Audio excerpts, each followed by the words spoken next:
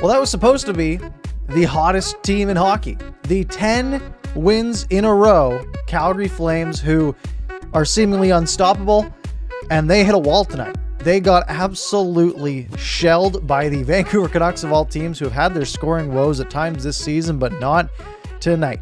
2 goals from Bo Horvat, 2 goals from JT Miller, 2 goals from Elias Pettersson, and don't forget about Connor Garland in the mix as well. And don't forget about Thatcher Demko back there also being an absolute wall up until about 2 minutes left as the Canucks take down the Calgary Flames 7-1 here on a Thursday night. A dominant performance, the first game back wearing the black skate jersey this year.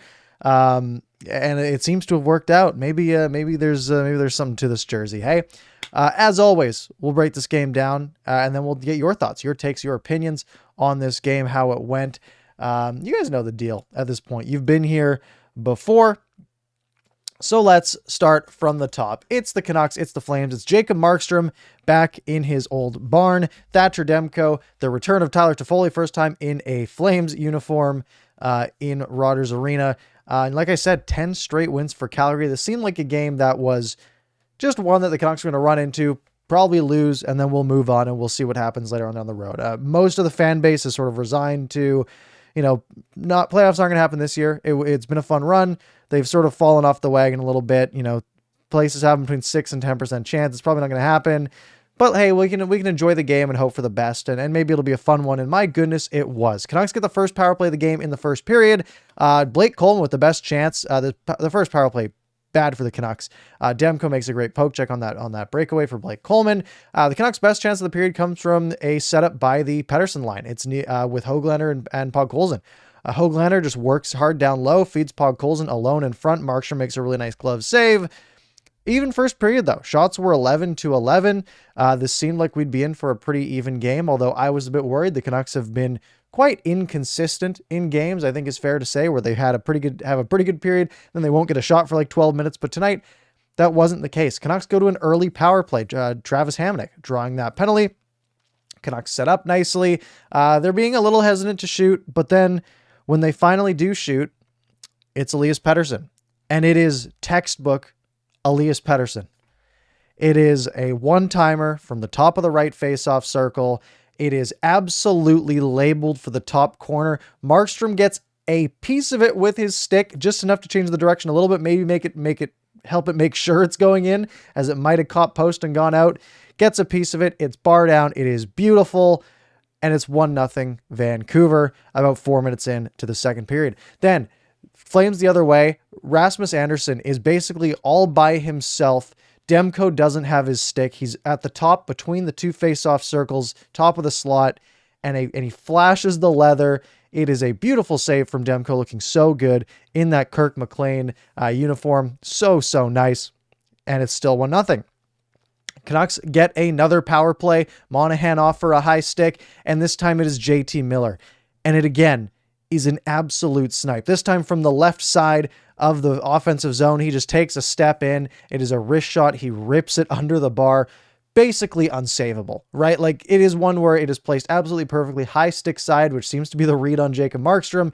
And it is a perfectly placed shot. It is 2-0 for the Canucks. And just 32 seconds later, Canucks break out of the zone 2-on-1. It is Tyler Mott and Brock Besser. Tyler Mott likes to shoot it on those, and he does. And basically, him and Besser and the one Calgary defenseman and the guy who was coming back to help as well, they all end up going behind the goal line, and the puck ends up sitting in the slot, and Bo Horvat is the only guy left. Coming in as the trailer, he comes in, a really nice shot. He brings it in, it goes far side against the grain. Actually, no, he's left-handed and he shot it left side. Those are tough to save because basically you're sort of opening the face of the stick and shooting it that way. Really well-placed shot away from his body. He makes it 3-0. Late in the second period, a fourth Flames penalty. Coleman takes a tripping penalty on Tyler Myers. Pettersson rips one that goes off of the knob of the goal stick. And then something crazy happens. Jacob Markstrom's skate blade breaks. Now, the thing about skates, nowadays, they've had some technological innovations where if you look at a skate, there's this little plastic piece right here, and this is a trigger. If you pull this, the skate blade comes loose, and you can actually pull it out. And you can see I'm moving it. I don't want to actually take it out because I don't know if I can get it back in. But basically, you can quickly swap blades if a blade breaks. It takes 20 seconds. His skates don't have that. I'm not sure why that is. Kevin Woodley pointed out that he doesn't have a blade swappable skate. So we would have to go get new skates. And so Vladar has to come in with 2 minutes to go in the second period. 1:46 to go, basically, and the Canucks score on a really nice play. Brock Besser fires it cross crease at JT Miller. It hits Miller in the skates. It goes right across to Bo Horvat. Vladar sliding over, thinking it's going to be a shot by Miller, but it goes over to Horvat. He has a wide open net. Second of the night, wide open net, 4-0 Vancouver. And then I'll be honest, I got up. I went and grabbed myself a glass of water from the kitchen. I came back. I was like, wait, it's 5-0 now? What happened? Rewind the PVR. Turns out with about 4 seconds left, 5 seconds left or so in the second period, a mad scramble in front, and Rasmus Andersson dives on the puck. You can't do that. If a defenseman covers the puck in their own crease, it is a penalty shot. And that the ref makes the right call. He points at the net a couple of times, which is like, wait, it's not an automatic goal. And then he points at center. So it is a penalty shot for the Canucks up 4-0, and they put out JT Miller. JT Miller always does the same thing on a shootout, on a penalty shot. He comes in really slow down the one side, and then he cuts across the goalie. And that gives you some options, right? You can see how the goalie's moving. You quick shot, short side, far side. You have a lot of options available to you. 5-hole, or you can make a deke. And what he does is he pulls it backhand kind of slowly and looks like he's going to just try to go backhand shelf, and then quickly pulls it back to the forehand and slides it into the open net to make it 5-0, his 20th of the season, his second of the night, second of the period, and it's 5-1, or 5-0, sorry. A 5-goal second period from the Vancouver Canucks with no answer from the Calgary Flames. So we go to the third period. Markstrom doesn't bother coming back out. It's 5-0. They're not coming back in this game, so Vladar comes in. The Flames do get a goal. It doesn't count. It's goalie interference. And the Canucks barely get on the board. And I say barely because it is a really nice play where a shot from Tanner Pearson leaves a huge rebound for Connor Garland. It comes to him. He's got a wide open net. And I mean a wide open net. Vladar is gone. It is a wide open net. And he shoots it perfectly, basically dead center of the net. And Vladar diving to his right gets the paddle on it, but not enough. It ramps the paddle and hits the top of the net. So it still goes in. Garland gets his 14th of the season to make it 6-0. And then the Canucks run the penalty kill. Elias Pettersson gets a breakaway shorthanded, and he absolutely snipes it. And it's 7-0. They almost make it 8-0. Tyler Mott hits both posts, and he thought it was in. It wasn't. There's some mayhem late. The Flames weren't taking the loss particularly well, and that's fair. You know, you just won 10 in a row, and you're getting shelled 7-0. You get frustrated. Gaudreau gets kicked out after he got high-sticked, and there was no penalty call, so he was chirping the ref. Ref kicked him out.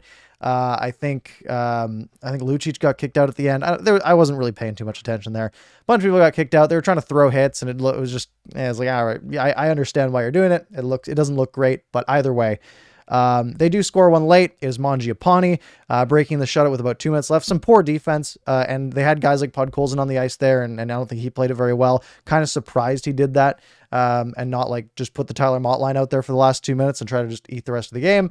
But that's it.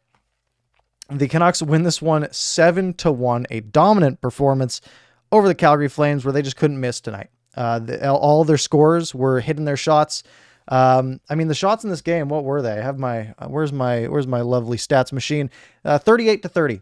But a lot of those were in the third period, right? The Canucks had 14 of their shots in the third period, 13 in the second, 11 in the first. But the Canucks just played a very solid all-around game tonight. Thatcher Demko was great. Their players were scoring. 7 goals and 38 shots is a nice night. They didn't need all 7. They could have got away with a few less, but on a night where they're rocking the black skate jersey, they had the awesome Black History Month jerseys in the warm-up that I'm sad that they're so expensive on the auction. I just looked, and like even the Hamonic one's going for $1,000. That's a little out of my price range, but Bublé was rocking it. That's a big plus. But here are my pluses, my minuses for this game for the Vancouver Canucks. My biggest plus, 7 goals, all from stars. The players who you want to score on the Canucks, basically except for Brock Besser, who had only 2 assists tonight, all scored. Pettersson gets 2. Miller gets 2. Horvat gets 2. By the way, Elias Pettersson has 16 goals now. That's what, like 10 goals in his last like 18 games or something. I haven't been keeping track too closely, but it's something around there. Like, he is on an absolute hot streak right now. He's totally back. It seems like he also gets the assist, so it's a 3-point night for Elias Pettersson. JT Miller has a 4-point night on the board, 2 goals, 2 assists. That trade value just going up for the 6th time in his career. He hits 4 points, 2nd time this season. The shooting, like I said, it seemed like the Canucks couldn't miss, and it helps when their shots were just perfectly placed, right? The 2 Pettersson goals were unreal shots. The first Miller goal was an unreal shot. What was the second one? The second one was the penalty shot. That's good too. The 2 Horvat goals, one was a well-placed shot and one was just picking up a nice little pass and tucking it in. And then Garland was a fine shot, kind of the only thing he could do there. So shooting was good. The shooters were shooting. Other pluses on this game. Power play. Canucks power play goes, I think, 3 for 7 officially. Calgary Flames only had 34 penalty minutes tonight. So 14 minutes of minors, and then there's the 2 misconducts. So those are 10. Lucic and Gaudreau each getting ejected. So that's, 10 minutes each. But Canucks only took 1 penalty tonight. That is big. There could have been one on that high stick on Highmore, but again, that late, it doesn't really matter. I don't think things were called that unfairly, to be honest. I think the Flames got frustrated and took some extra penalties. It didn't feel like the reffing was too egregious. And it's weird to say that because refs are very, very heavily usually on the let's even things up. If one team has 4 power plays, the other team guaranteed has between 3 and 5 usually, right? But the power play was clicking tonight. Penalty kill goes 1 for 1. We'll take those. Actually, they scored on the penalty kill. That's even better than 1 for 1. That's 2 for 1. That's how it should count on the stat. They should have some way of quantifying that. Thatcher Demko gets a big plus for me. Stops 29-30.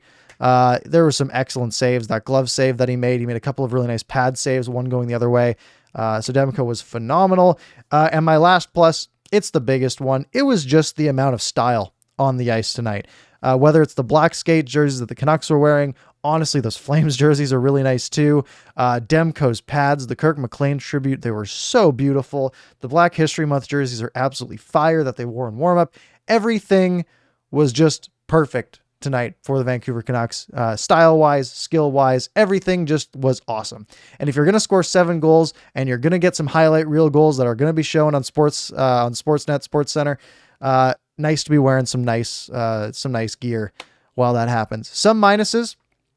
Shutout got broken. That sucks. Demko doesn't get the shutout, but I don't think he'll be too broken up about it. And then injuries. Travis Hamonic left the game. I don't know if he came back. I think he left in the 3rd period. He played only 13:42 tonight. Looked like maybe after blocking a shot. I don't know if there's any updates on Hamonic. And then Jason Dickinson, who I have given some heat to lately. Bit of heat checking on Jason Dickinson, but look, the Canucks need depth, right? And if they're trying to win some hockey games, Jason Dickinson, or if they're trying to maybe get some trade value for a guy like Jason Dickinson, having him healthy is very important. So it is unfortunate that he got hurt. Only played 5 minutes tonight. Other things that are nice, ice time was pretty even out tonight. I do want to take a look at the old analytics, natural stat trick. Let's pull this up really quickly. Canucks 7, Flames 1. All situations, expected goals, pretty even on the night. Expected goals were 3 for the Canucks and 2.77 for the Flames. Clearly not what happened. High danger chances were 11-11. So pretty even, at least analytically, but the Canucks just had higher quality shots, was really what it seemed to be. Even if the chances might not have been necessarily higher quality, the shots themselves were, and that was the difference maker. And that's something that analytics can sort of miss out on, right? And the goaltending was worse. And that is important as well. All right, let's get to your thoughts, your takes as we keep going here. I'll bring up the comment machine. We are going to cut off in probably about 15, 20 minutes, or we've been going for 15, so probably about 20 minutes. So get your questions in now so I have a better chance of getting to them. Let's see here. Steve saying Parker do a celebration dance. I refuse. I appreciate the request. Lauren saying, well, if we don't make the playoffs, we have this game to remember. And there usually is a couple of those games every year, right? There was the game, the 9-goal game against Boston a couple of years ago. That was memorable. This game will be pretty memorable. So that is nice. Colton saying plan the parade. Sure, yeah, they beat the best team in hockey at the moment. Casey saying this always happens. Canucks lose the shutout in the last 2 minutes. Yeah, that was a staple of the Roberto Luongo era. Hey, the Canucks were very good at losing that shutout in the last 2 minutes. But yeah, other than that, great game. I agree. Let's see here. Just Incredible saying Canucks are winners of 4 of their last 5, including over Toronto and Calgary. Yeah, that is surprising. Now keep in mind that Toronto game, I stand by it. The Canucks didn't deserve to win that game. But they beat the Sharks. They got hammered by the Ducks. They beat the Kraken. Again, the Sharks and the Kraken, the Sharks game, again, they kind of threw away too, right? Sure. They've gotten points. They've gotten 8 points out of their last 5 games, which is great. But it's not like they were lights out performances, right? The game against the Leafs, they got shelled. The game against the Sharks, they almost threw away. The games against the Kraken, it's the Kraken. That's not that impressive. And this one was a genuinely impressive win for the first time in a little bit. So where does that take the Canucks? That takes the Canucks nicely sitting at 6th in the division. And they are 3 points back of the Edmonton Oilers, who have 2 games in hand. That's pretty close, eh? They are also 3 points back of the Dallas Stars, who have 2 games in hand, who are sort of in that same competition for that last wild card spot. And the Predators are going to be well free. So really, for the Canucks to make it, they have to be top 4 in the Pacific Division, and they have to beat the Stars, right? So they're about 4 points back of a playoff spot, 2 games in hand difference. But you look at who the Canucks have to play coming up here. They have the Rangers. The Rangers are a good team. They have the Devils. The Devils have been struggling, haven't they? Or have they been better? No, they're bad. The Devils are bad. So they should win against the Devils. They should beat the Islanders, although they played the Islanders about 2 weeks ago, and that didn't go too well. But then they get the Maple Leafs and the Habs. So look, it's a pretty middling schedule from here on out. They get some hot teams, some bad teams. They're still alive, but again, I wouldn't get your hopes too high. Gus saying Canucks are now 19-3-3 when they score on the power play. That is crazy. And it is just, I mean, it's kind of sad they've only scored on the power play in about half their games. But it does help. It does help you win some games. What else do we got here? Jazzcran saying, Parker, imagine if Boudreau coached the entire season and his special teams were amazing like this. Here's the thing. The special teams have not really been better under Boudreau. They have been a little bit. Statistically, they've been better. The biggest thing, at least if you look at the penalty kill, which has slightly improved under Boudreau, although it's been pretty bad as of late, literally the only difference is goaltending. Everything else, they've been either the same or worse. Demko has just been better. And again, you're allowed to have a good goalie, but if your goalie has to be performing lights out for you to have a 70% save percentage, that's not very good. Again, I think personnel changes are still needed. Ryan saying, great game. Really wish we would have pushed harder for a hat trick. We had 3 chances, a couple power play, or 3 choices and a couple power plays. Boudreau was showing mercy, putting the 4th line out for the power play. I don't hate it though. A lot of it comes down to, Calgary's going to be a bit chippy. You probably don't want some players getting hurt. I mean, we saw at the end of the game, like they're throwing hits with 10 seconds left, right? They're frustrated. And you might not want your best guys out for that. And look, the game's over. And if Boudreau's a believer in karma, which I don't know if he is, but that could be a reason for something like that. Talinator saying, thought this was a great game all around. Would like to see Demko get a shutout. But despite that, everyone had a great game. I really like the amount of blocked shots tonight. So let's see. Does it show me blocks? Yeah. So Canucks blocked 25 shots. The Flames blocked 17. So if you take blocks out of the equation, shots were basically even. And Corsi-wise, it was almost even. It was 68 shot attempts for Calgary, 63 shot attempts for Vancouver. So basically identical. But yeah, Canucks were getting in shooting lanes. And if we look in the blocks column, anyone standing out here? Luke Shen with 8 hits. That stands out. Also with 4 blocks. Tyler Mott, 6 blocked shots tonight. No other forward really blocked anything. Highmore had 2. Pettersson had 1. Horvat had 3. Pearson Lemkowicz had 1. And then there's Tyler Mott with 6. He also played 18 and a half minutes tonight, which was the most out of any forward. Tyler Mott. Love to see it because he's been so good. Jacob saying Pettersson is back. Absolutely seems that way. Top Shelf saying the power play looked so much faster and more energy. And that is true. And the thing is, it's still not like they're moving a lot. It just seems like they felt a little more confident, right? Felt like they had their chests out a little bit and they were making sharper passes. They were moving at least a little bit, right? They were going to pucks and it had a little bit more life to it. What we really need to see is how long this holds for. Because we have seen flashes from this power play, not necessarily to this extent, but we have seen flashes of this power play and it hasn't been consistent. So if the Canucks can get some consistency out of it, then they'll be in a good place, but I'm not holding my breath maybe too much. Let's see here. Jaskran saying bottom 6 didn't get on the score sheet, but were very noticeable. Yeah, I mean, that's what happens. 4 of the goals were special teams, right? So it is kind of fair that happens. Erwin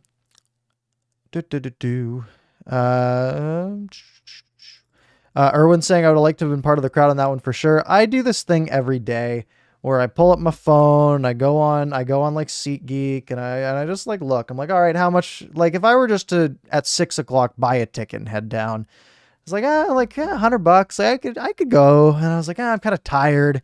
And I didn't. And I wish I did because this looked like an awesome game to be at.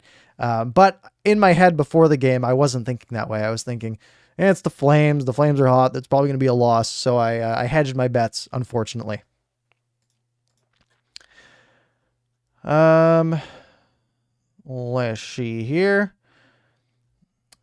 Sorry, just trying to find some better questions. No offense to those of you who had left them. Scout saying, just checked in this month, the Canucks averaged 4.25 goals per game. Is that true for the month of February? And how many games they have left in February? Only 2, and one's against the Devils. They could keep that up. Yeah, that is nice. The Canucks have been scoring more. Again, I haven't checked your math, but it seems reasonable. They scored 4 against the Ducks, 5 against, they've scored, 16 goals in their last 3 games, 21 goals in their last 4. So yeah, they're on a bit of a heater scoring wise. And again, they just need to see it continue. They're going up against one of the best goalies in the world on Sunday, in Shesterkin. We'll probably have Halakin against the Islanders again. So we'll see what that has in store. David saying great energy across the board tonight. Team looked really, really well prepared. Too bad Demko got robbed with a shutout. Fully agree. Yeah, they did look well prepared. And that's, you never know, coming off of 2 days of rest. Calgary also came off 2 days of rest and maybe they looked a little slow because of it. It's a bit of a mixed bag on those. TB saying the defense was phenomenal tonight. Yeah, they were good. Like I said, 25 blocked shots definitely helps. They were pretty solid. Sam saying, why does it feel like the Canucks usually play a pretty solid game when they wear those sick jerseys? I think they are 4-1 now with the black skate jerseys. So it does seem the math sort of adds up. So statistically, and this is how stats work. There was a stats portion in one of my classes once. They've won 80% of their games with the black skate jersey, which means if they wear the black skate jerseys permanently, they will win over 60 games a year. Now that's just math, and it's 100% true. So, Francesco, if you want playoff revenue, you get these bad boys going more often because they are fire. Now look, are they an every game thing? This is something I struggle with because look, the blue and green encapsulates Vancouver very well, in my opinion. And I think it's the right color scheme for a team from Vancouver. This color scheme doesn't make much sense except that it looks absolutely sick. And you know what? That might be enough.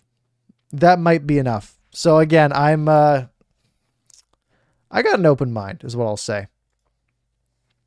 At least wear them like wear them like 10, 20 games a year, right? Like wear them on like Saturday nights, right? Like something cool. That would be fun. Andrew saying, to go from the Ducks game, which was terrible, to this in about a week, incredible. Didn't expect much from this. This wasn't a Leafs-like game. Canucks were the better team. Big players on the score sheet, 2 big positives. Yep, I think you're right on every account there. It is a big turnaround. To go from that performance against the Ducks just 5 days ago. That was just on Saturday that we didn't do a stream because the game was that terrible and just unfun to watch. To turn that around, to take down the Kraken pretty handily and then put up 7 on the Flames, that is pretty sweet. Fade saying make the skate jersey full time. Where's the petition? I think Wyatt's going to be the big pusher for that. I wonder if he's on the armies tonight, because I know that's all he'll talk about. So I kind of hope he is. But I don't have it. I don't know, but that would be sweet. Would be sweet. John, minuses are no hat tricks and no shutout. If that's our minuses for the game, that's a pretty good game, I will say. TV saying if Pettersson literally put this jersey on his custom hat, which he did, he put the full-on jersey on it. That's a sign. Sure, I like it. Flaming Storm saying I like the flying skate, or I love the flying skate, but I think the Canucks have the best regular uniforms in the league as well. They don't have the best. They have decent jerseys. Honestly, I think the Orca gets more hate than it should because everyone's like, oh, it's a corporate Orca Bay logo. Yeah, but Orca Bay was just what they named the ownership group. It wasn't like an existing company. There are some sweet jerseys. I think these ones are genuinely better just because they pop more. They just don't scream Vancouver to me, which is sort of my only issue with them. But that's an issue I can get over pretty quickly. Fade also saying that Garland and JT Miller both said the skate jersey should be full-time. Hey, well, when they both get traded, then what? I'm joking, kind of. Let's see here. TV Fanboy likes the Kraken jerseys. I do like the Kraken jerseys. That color scheme is actually sick.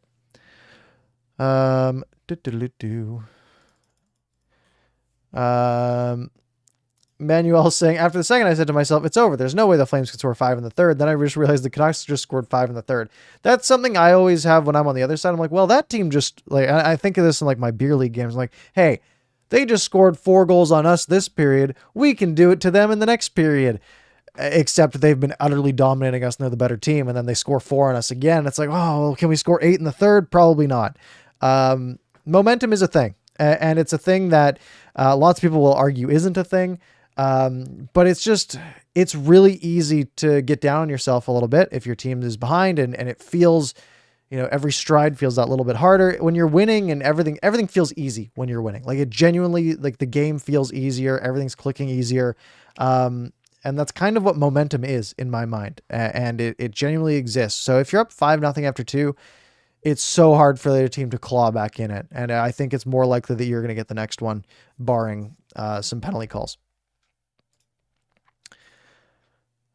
Sharm saying, were you a bit worried in the third that more injuries could have occurred as the Flames became more aggressive and were throwing hits? A little. I always worry about that stuff a little bit because you can see it coming a mile away, right? You know that they're gonna get into stuff like that. And again, if the Canucks were losing that bad, I'd hope they were doing, I'd hope they were throwing hits and trying to be physical. I think the Canucks players are smart enough to sort of know that. These guys have played hockey forever. It is something that happens at every level of hockey, whether you are playing in Pee Wee or playing in the NHL. If a team's getting shelled, they get mad and they try to injure you. Maybe not injure you, but they want to make you feel something, right? They want to make the win feel a little bit worse for you. And that's what they do. And so I wasn't too worried. It's just kind of, I just kind of laughed, cause I've been there, RP asking if I go to the black skaters as a regular. I think I kind of answered that already. Sorry,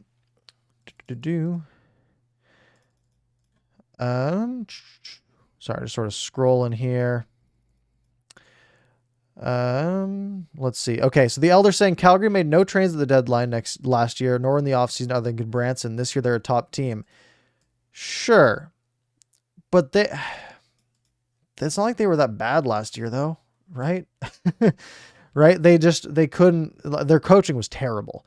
And sure, the Canucks coaching was terrible too, but we have seen, it's not like I believe in this team to be a Stanley Cup contender, you know? I don't believe in the Flames to be a Stanley Cup contender either, right?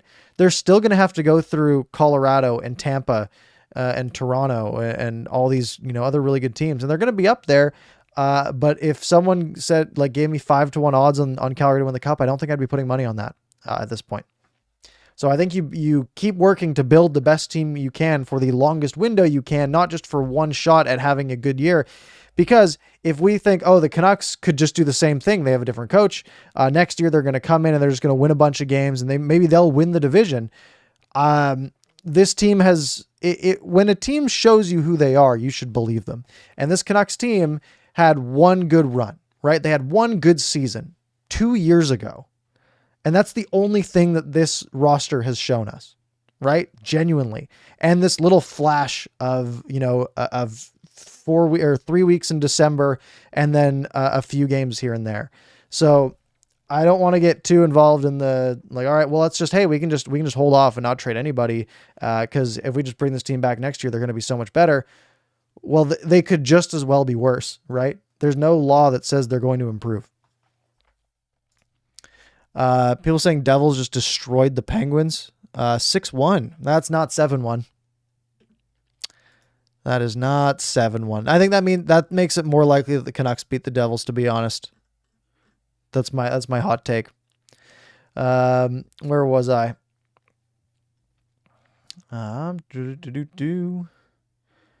So many comments here. Justin, thoughts on the windmill stickless glove saving was one. I think, yeah, it was sweet. There was a picture on Twitter that someone posted of Kirk McLean basically making the exact same save, just a little bit farther back in his crease. Looked pretty sick. Scott, who do you think deserves the belt tonight? Ooh, it's a tough one. Miller had 4 points, so that's an easy answer, although that doesn't seem to be the direction they want to go with the belt.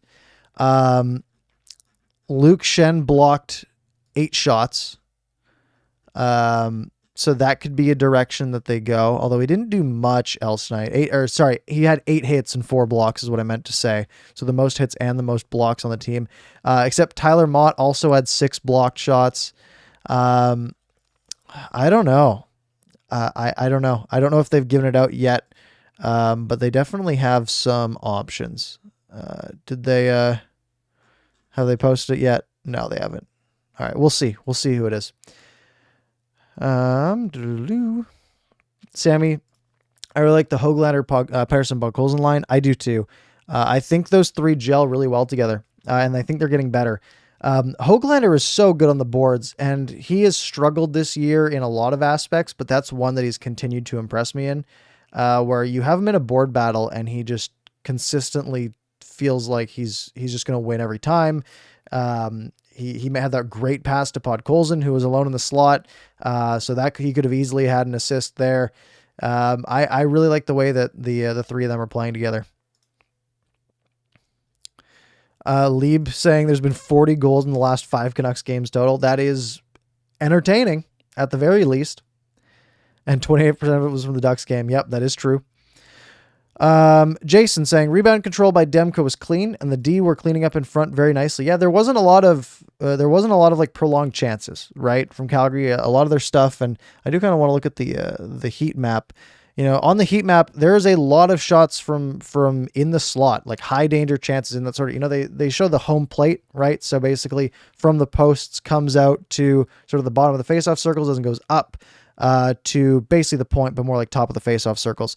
That's basically where all of the Flames shots came from tonight, which is scary, but it never felt that scary, at least at 5-on-5.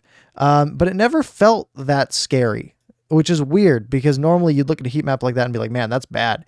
But Demko handled everything really well. Like you said, there weren't like a lot of rebounds coming through. Yeah, I think everything was cleaned up pretty well.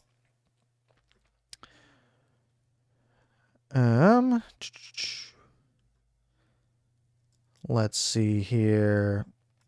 Lots of questions on the jerseys. Jason asking what position I play. Mostly defense, but sometimes everything. Lots of people saying bring back the yellow and the black, or bring the black and yellow and drop this logo. I don't know, guys. This logo is fire. Like in the light, look at how it shimmers. Are you kidding me? This is sick. But I see where you're coming from. Agam saying, very important question. Are you team trade or team playoffs? And none of that wait and see. Trade. They have like a 10% chance of making the playoffs. Are you going to run out of time again? I don't think so. And I think that's the direction things are going to go. Jim is a trader. Jim likes to wheel and deal. And again, you say none of that team wait and see. They do still have a month, right? The Canucks have been hovering on the edge for a month. I think in a month, if they're still 3 points out of the playoffs, you make those trades. I think if they're 1 point in the playoffs, you make those trades. I think if they're 5 points in the playoffs, maybe you don't. But anything worse than that, and I think they're likely to not make the playoffs. So,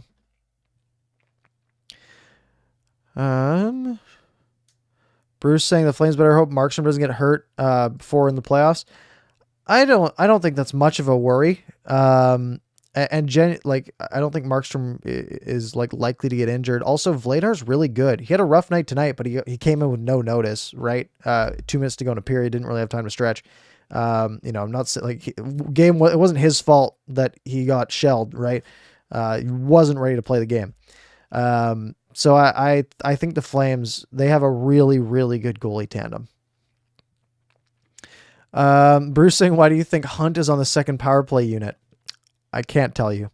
I genuinely cannot tell you. I've tried thinking up some reasons like, oh, well, maybe this or that. No, I can't tell you. Let's see here. David saying, of all the teams Vancouver plays, beating the Flames feels about as good as it gets. It's up there. I think beating Toronto was maybe a little better. I don't have a lot of like friends who are Flames fans though, which I think might change that for me.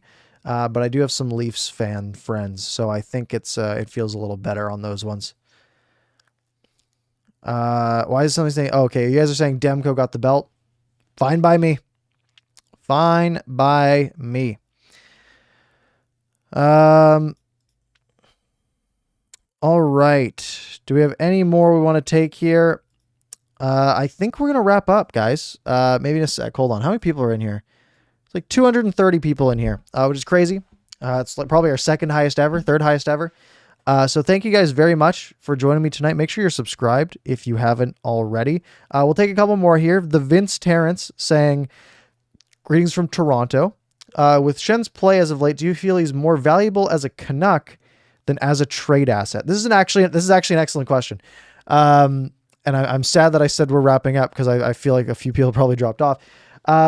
It's tricky. He is signed through next year, and he's free, right? It makes about like $800K, if I'm not mistaken. He makes $850K through next year. So basically a free asset. If he starts to suck, you send him to the minors, and it literally costs you nothing. As a trade asset, I don't know what other teams are offering for a guy like Luke Schenn. He's a guy who would be a really valuable, like 6th or 7th defenseman on a playoff team. But if the Canucks think that next year is going to be a bit of a turnaround, if they think they're going to be pushing for the playoffs next year, or if they just want some stability for Quinn Hughes, and I think that's the most valuable part of Luke Schenn, is he's a guy who's excellent in the locker room. He blocks 5 shots a game. He gets 12 hits a game, apparently. And he's a bit of a piece of stability next to Quinn Hughes.